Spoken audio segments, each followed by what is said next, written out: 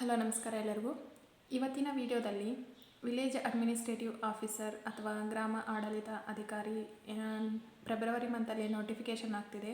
So ಅದಕ್ಕೆ ಸಂಬಂಧಪಟ್ಟಂತೆ ಈಗ ನಾನು ಸಿಲೆಬಸ್ನ ಮಾಡ್ತಿದ್ದೀನಿ. ಸೊ ಅದಕ್ಕೆ ನಾನು ಪೇಪರ್ 2ನ ಏನು ಅರ್ಥಮೆಟಿಕ್ಕು, ಸ್ಟ್ಯಾಟಿಸ್ಟಿಕ್ಸು ಮತ್ತು ಲಾಜಿಕಲ್ ರೀಸನಿಂಗ್ ಇದೆ. ಸೊ ಅದಕ್ಕೆ ಸಂಬಂಧಪಟ್ಟಂತೆ ನಾನು ಸಿಲೆಬಸ್ನ ಮಾಡ್ತೀನಿ. ಸೊ ನನಗೆ ಟೈಮ್ ಸಿಕ್ಕಾಗ ಮಾಡ್ತೀನಿ, ಏಕೆಂತಂದರೆ ನಾನು ವರ್ಕ್ ಮಾಡ್ತಿರೋದ್ರಿಂದ ಸೊ ಟೈಮ್ ಸಾಕಾಗಲ್ಲ ವರ್ಕು ಮತ್ತು ಕೆಲಸ ಎಲ್ಲ ನೋಡಿಕೊಂಡು, ಮನೆ ಕೆಲಸ ಎಲ್ಲ.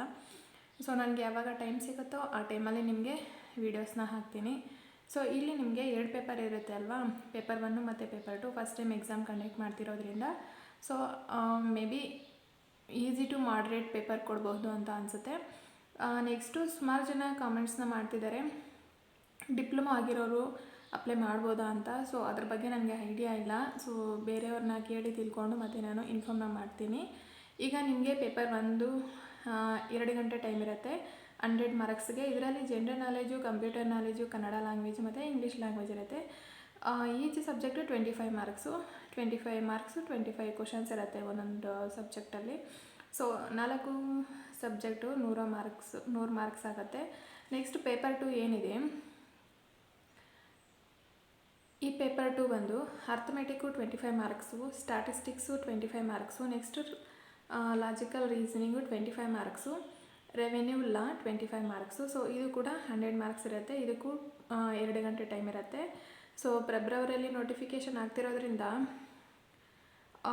2 to 3 ಮಂತ್ಸ್ ನಿಮಗೆ ಟೈಮ್ ಸಿಗುತ್ತೆ ಓದ್ಕೊಳ್ಳೋಕ್ಕೆ.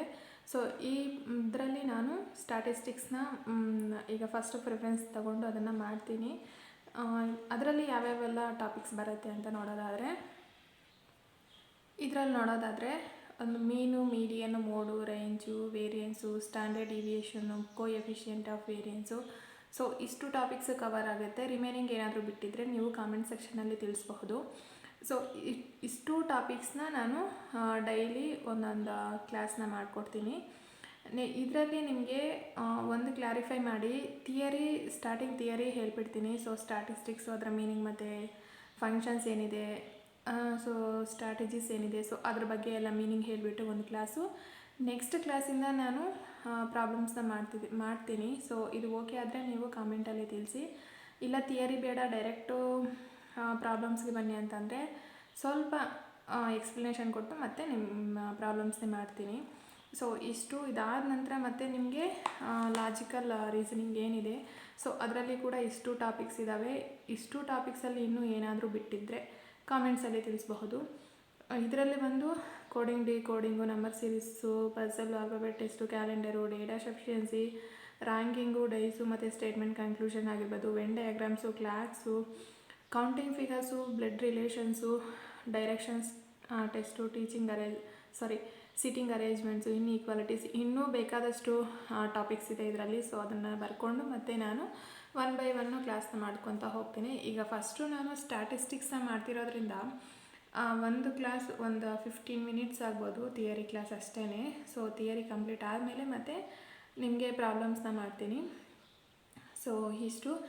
ಈಗ ರೆವೆನ್ಯೂ ಕ್ಲಾಸಿಗೆ ರೆವೆನ್ಯೂ ಅಲ್ಲ ಏನಿದೆ, ಸೊ ಅದಕ್ಕೆ ಸಂಬಂಧಪಟ್ಟಂತೆ ನೀವು ಗೂಗಲ್ ಸರ್ಚ್ ಮಾಡಿದ್ರೆ PDF ಡೌನ್ಲೋಡ್ ಆಗುತ್ತೆ. ಸೊ PDFನ ಡೌನ್ಲೋಡ್ ಮಾಡಿಕೊಂಡು ನಿಮಗೆ ಇಂಗ್ಲೀಷಲ್ಲಿ ಬೇಕು ಅಂತಂದರೆ ಇಂಗ್ಲೀಷು, ಅಥವಾ ಕನ್ನಡ ಬೇಕು ಅಂತಂದರೆ ಕನ್ನಡ, ಯಾವ ಲ್ಯಾಂಗ್ವೇಜ್ ನೀವು ಪ್ರಿಫರ್ ಮಾಡ್ತೀರೋ ಸೊ ಆ ಲ್ಯಾಂಗ್ವೇಜಲ್ಲಿ ಗೂಗಲ್ ಟೆಸ್ಟ್ ಮಾಡಿ ಅದರಲ್ಲಿ ಡೌನ್ಲೋಡ್ ಆಗುತ್ತೆ. ಸೊ ಒಂದ್ಸಲ ಕ್ರಾಸ್ ಚೆಕ್ ಮಾಡಿಕೊಂಡು ಮತ್ತೆ ನೀವು ಓದ್ಕೊಳ್ಳಿ ಅದನ್ನು. ಸೊ ಇಷ್ಟು ಇವತ್ತಿನ ವಿಡಿಯೋ. Thank you.